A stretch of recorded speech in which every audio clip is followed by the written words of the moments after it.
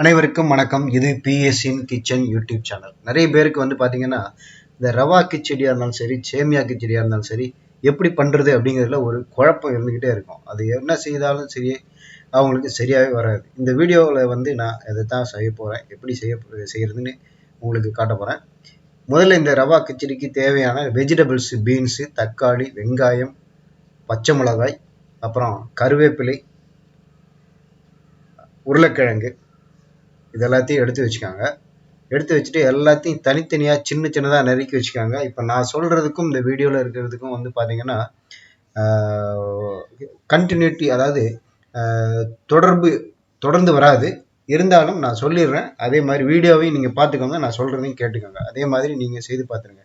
இப்போ நம்ம இந்த வெஜிடபிள்ஸ் எல்லாத்தையும் சின்னதாக நறுக்கி தனியாக எடுத்து வச்சுருக்கோம். எடுத்து வச்சுட்டு ஒரு வாணலியில் எண்ணெய் ஊற்றிட்டு, அதாவது ஒரு 4 ஸ்பூன் அளவுக்கு எண்ணெய் ஊற்றிக்கோங்க. இப்போ இந்த சேமியா கிச்சடி நான் செய்கிறது ஒரு 4-5 பேர் சாப்பிட்ற அளவுக்கு செய்கிறேன். அதுக்காக என்ன பண்ணுறேன், ஒரு உருளைக்கிழங்கு, ஒரு தக்காளி, ஒரு சின்ன கேரட்டு, ஒரு 2 வெங்காயம், ஒரு 3 பீன்ஸு இதெல்லாம் நறுக்கி எடுத்து வச்சுக்கிறேன். ஒரு 3 பச்சை மிளகாயும் நறுக்கி கீத்தி எடுத்து வச்சுக்கிறேன்.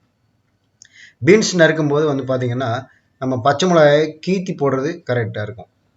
சின்ன நறுக்கிங்கன்னா ரெண்டுத்துக்கும் வித்தியாசம் தெரியாது. இப்போ அந்த வானிலையில் நான் ஒரு 4-5 ஸ்பூன் எண்ணெய் ஊற்றிட்டு அதில் கடுகு, உளுத்தம்பருப்பு, கடலைப்பருப்பு இந்த 3த்தையும் போட்டுக்கிறேன். கருவேப்பிலையும் ஒரு கொத்து கருவேப்பிலையும் அதில் போட்டுட்டு நம்ம நறுக்கி வச்சுருக்கக்கூடிய இந்த வெஜிடபிள்ஸ் எல்லாத்தையும் அதில் போட்டு நல்ல அடுப்பை கொஞ்சம் பெருசாக வச்சுட்டு நல்லா ஃப்ரை பண்ணிக்காங்க. ஃப்ரை பண்ணிட்டீங்கன்னா ரொம்ப நேரம் கொதிக்க வேண்டிய அவசியம் இருக்காது. ஏன்னா காய்கள்லாம் ஏற்கனவே நல்லா ஃப்ரை ஆகிடும்.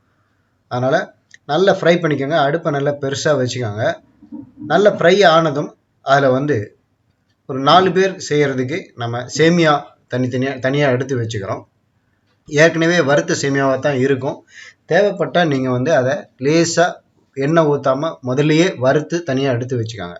இப்போ இந்த காய் எல்லாத்தையும் நல்லா ஃப்ரை பண்ணிவிட்டு அதில் ஒரு 1 லிட்டர் அளவுக்கு அதில் தண்ணி ஊற்றிக்காங்க. 1 லிட்டர் தண்ணி ஊற்றுங்க, அதுக்கு மேலே ஊற்றிடாதீங்க. இதுக்கு காயெல்லாம் நல்லா ஃப்ரை ஆகிடணும். 1 லிட்டர் தண்ணி ஊற்றிட்டு ஒரு மூடி போட்டு நல்லா மூடி வச்சுருங்க. அந்த அடுப்பையும் பெருசாக வச்சுருங்க. இது நல்லா கொதிச்சிட்டு இருக்கும்போதே ஒரு பாதி அளவு கொதித்தோடனே அதில் கொஞ்சம் மஞ்சள் தூள், உப்பு பவுடர் இருந்தாலும் சரி, கல் உப்பாக இருந்தாலும் சரி, ஒரு 1.5 ஸ்பூன் அளவுக்கு உப்பு ஆட் பண்ணிக்கோங்க.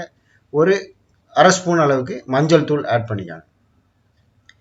ஆட் பண்ணிவிட்டு மூடி வச்சிட்டிங்க அப்படின்னா நல்லா கொதிச்சிடும். கொதித்த உடனே வறுத்து வச்சுருக்கிற இல்லைன்னா அந்த சேமியாவை நம்ம அதில் கொஞ்சம் கொஞ்சமாக கொட்டிட்டு அப்படியே கிளறிட்டே இருக்கணும். மொத்தமாக கொட்டிடக்கூடாது, கட்டி தட்டிடும்.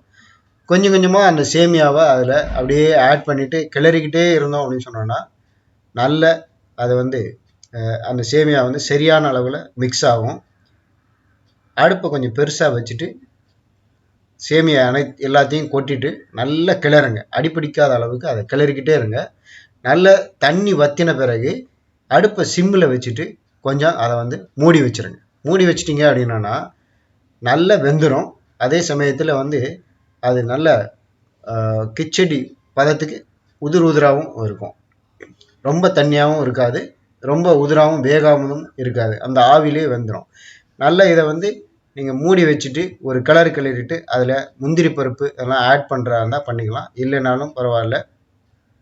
அதை அப்படியே எடுத்து கொஞ்சம் ஒரு 5 மினிட்ஸ் ஆற வச்சுட்டு சாப்பிட்டீங்க அப்படின்னா செம்ம டேஸ்ட்டாக இருக்கும். இதுக்கு நீங்கள் தேங்காய் சட்னிங்கிறது ரொம்ப கரெக்டாக சூட் ஆகும்.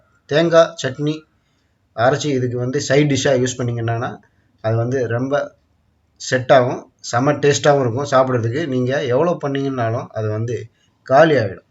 சாப்பிட்றதுக்கு விருப்பம், அதே சமயத்தில் டேஸ்ட்டு, இது 2 இருந்ததுன்னா நம்ம என்ன செய்தாலும் அது சரி. வீட்டில் இருக்கவங்க எல்லாத்தையும் சாப்பிட்டு காலி பண்ணுவாங்க. இதே மாதிரி செய்துட்டு நீங்களும் நம்ம வீடியோ பதிவுக்குள்ளே உங்கள் கமெண்ட்டுக்களை தெரிவிங்க. மறக்காமல் நம்ம சேனலுக்கு சப்ஸ்கிரைப் பண்ணுங்கள்.